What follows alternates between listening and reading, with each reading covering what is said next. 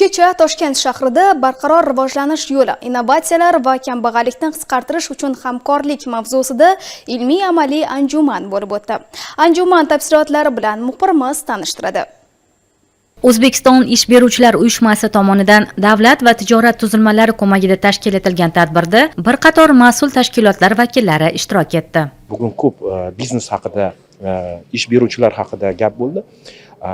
Ko'pchilik kompaniyalar nimagadir bu narsani bir moliyaviy nima desam ekan, qo'shimcha mablag'ni sarflash bilan bog'lashadi. Lekin hozirgi vaqtda butun dunyoda ijtimoiy mas'uliyatli biznes bu narsani daromadga aylantiryapti.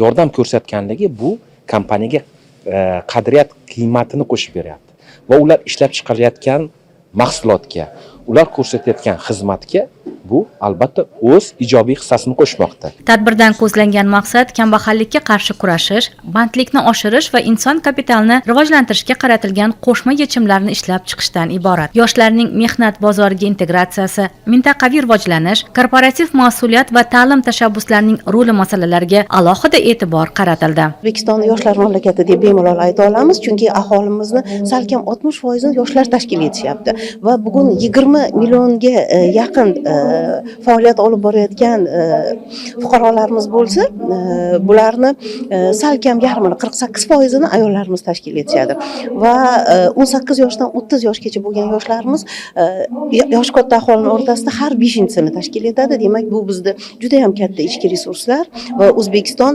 agar demografiyani hisobga oladigan bo'lsak, bugungi kunda ish bozoriga, mehnat bozoriga 600 mingga yaqin yoshlar kirib kelayotgan bo'lsa, 2-3 yildan keyin bu 1 millionga yetadi. Ijtimoiy buyurtma asosida biz nodavlat, notijorat tashkilotlari bilan katta loyihalarni amalga oshiryapmiz.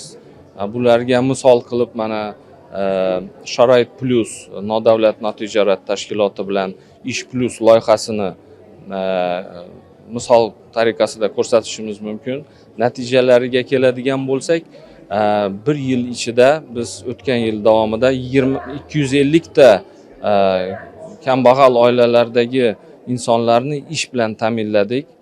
Bu 500 million so'm davlat byudjetidan ijtimoiy buyurtma ajratish natijasida amalga oshirildi. Undan tashqari Jizzax viloyatida Mono Electric kompaniyasi yordamida O'zbekiston ko'zi ojizlar jamiyati bilan birgalikda loyihalar amalga oshirilgan. Bu loyihada 50 dan ortiq ko'zi ojiz insonlarni biz ish bilan ta'minladik. Anjuman davlat, biznes va fuqarolik jamiyati o'rtasidagi ochiq muloqot maydoniga aylandi.